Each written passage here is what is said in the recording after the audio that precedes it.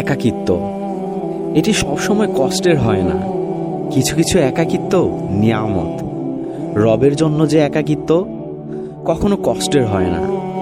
হৃদয়টা ভেঙে আর চুরমার, কোথাও কোনো আশার আলো নেই, চারদিকে ঘুটঘুটে অন্ধকার, কোথাও কেউই নেই।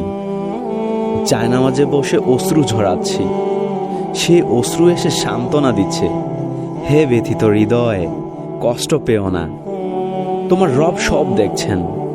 মনের ভিতরে জমিয়ে রাখা এক সমুদ্র পরিমাণ কষ্ট, যাকে কেউ কোনোদিন বুঝেনি, বোঝার চেষ্টাও করেনি।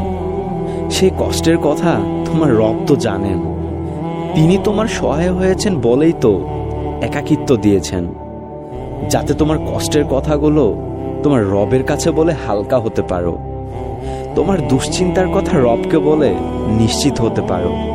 হে ব্যথিত হৃদয়, তুমি কি জানো না তোমার রব যে অসম্ভবকে সেকেন্ডের ভিতরেই সম্ভব করতে পারেন।